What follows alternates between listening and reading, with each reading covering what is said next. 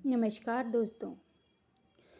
तो मित्रों, मैं लेके आई हूँ आज एक नई कहानी। खुशी की कहानियों में आपका स्वागत है।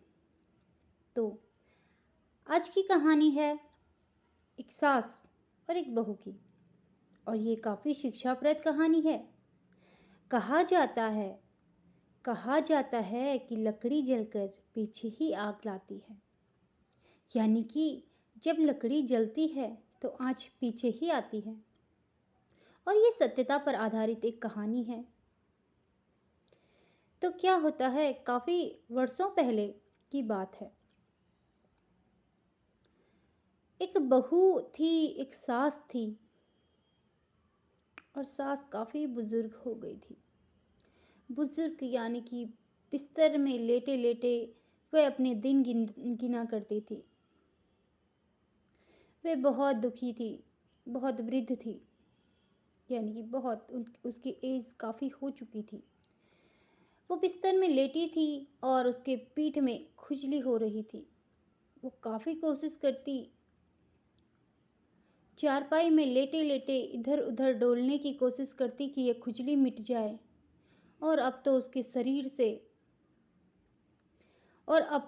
शरीर से छिलके भी निकलने लग गए थे, यानी कि उसके शरीर से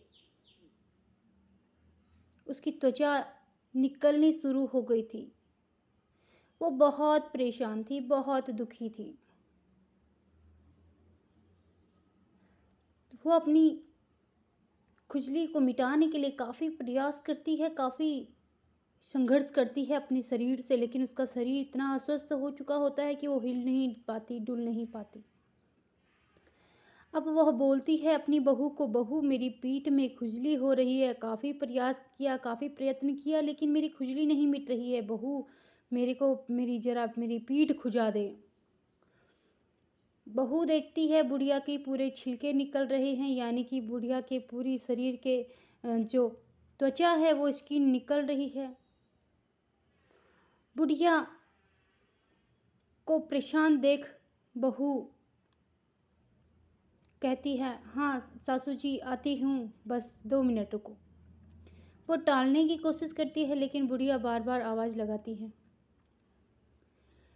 जब बहू आती है और देखती है कि मैं अगर बुढ़िया के पीठ पर हाथ लगाऊंगी तो सारा जो भी इसकी त्वचा निकल रही है सारे मेरे नाखूनों के अंदर चली जाएगी। मेरे को बहुत घिन आ रही है इस चीज से, तो क्या करूं।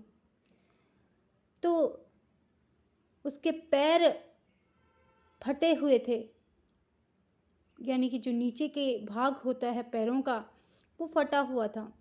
वो क्या करती है, वह अपने पैरों से कुर्सी में बैठकर पैरों से अपनी सास की पीठ को खुजा देती है। सास समझ नहीं पा रही थी कि ये हो क्या रहा है। खुजली तो हो रही है साफ, लेकिन ये हो क्या रहा है।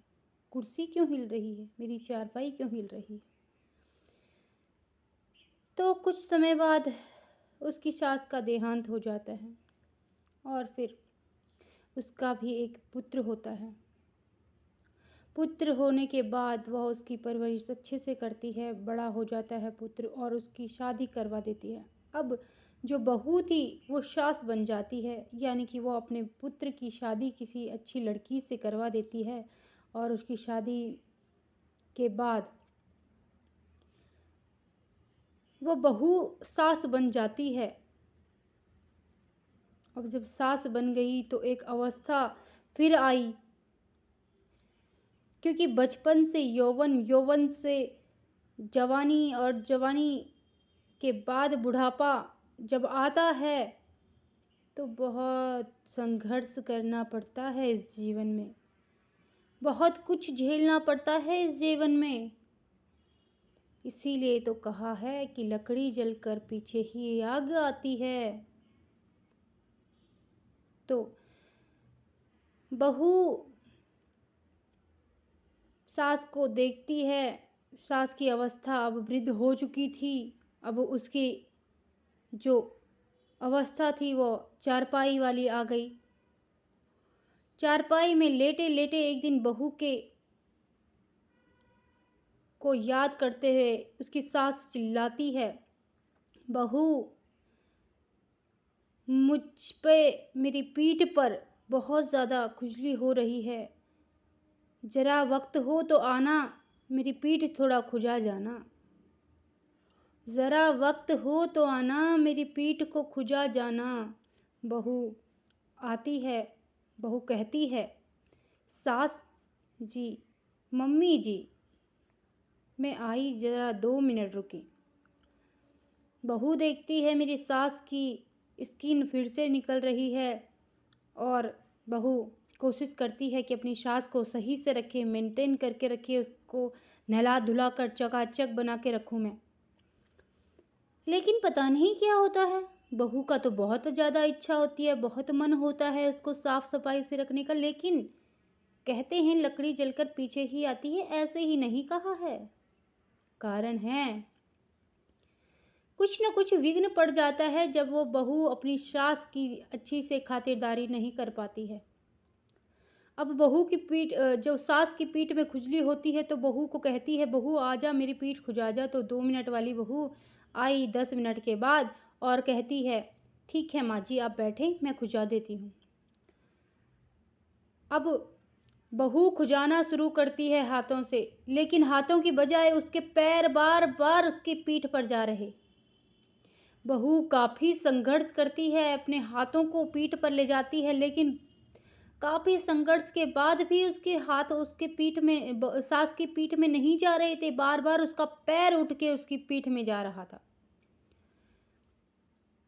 सास को बहुत ज्यादा खुजली होती है और वो झल्ला कर पूछती है, क्या हुआ है बहू, कब से कह रही हूँ खुजा दे, तो क्यों खुजा नहीं रही है। बहू रोनी वाली सूरत बनाकर कहती है, माँ जी, पता नहीं मुझे क्या हो रहा है, जब भी मैं चाहती हूँ कि आपको अच्छे से रखूं, लेकिन कुछ न ऐसा विघ्न पड़ जाता है कि जो मैं आपको सही से नहीं रख पाती हूँ सासू माँ।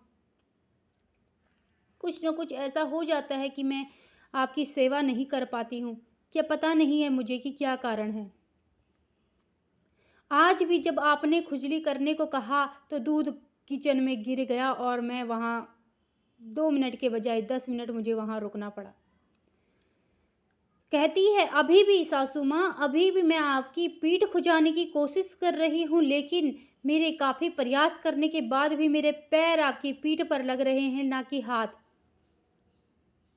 मैं अपने हाथों से आपकी पीठ को खुजाना चाह रही हूँ, लेकिन मेरे पैर बार बार आगे आ रहे हैं और आपकी पीठ को खुजा रहे हैं। यही परेशानी है सासू माँ। तो सासू माँ कहती है, नहीं बेटी, नहीं बहू, ये तेरी कमी नहीं है, ये मेरे कुकर्मों का हिसाब है जो मुझे इसी जन्म में भुगतना है और जिसको मैं भुगत रही हूँ। यह मेरी गलतियां थी जो मैंने अपनी सास की पीठ अपने पैरों से खुजाई थी। मुझे बहुत घिन आ रही थी और आज वही सब मेरे साथ हो रहा है। तो कहा गया है कि लकड़ी जलकर पीछे ही आता है, इसीलिए कहा गया है। और अपने कर्म, आप जो भी कर्म अच्छे करो या बुरे करो, उसका फल इसी धरती पर इसी जन्म में लेना होता है। उसका फल इसी जन्म में मिलता है, इसी धरती पर मिलता है। तो मेरी शिक्षाप्रद कहानियों का सिलसिला ऐसे ही चलता रहेगा। आप सभी मित्र मेरे साथ बने रहिएगा, मुझे फॉलो करिएगा, मुझे सब्सक्राइब करिएगा और बेल आइकन जरूर दबाइएगा। कमेंट में लिखिएगा कि मेरी शिक्षाप्रद कहानियाँ आपको कैसे लग रही हैं।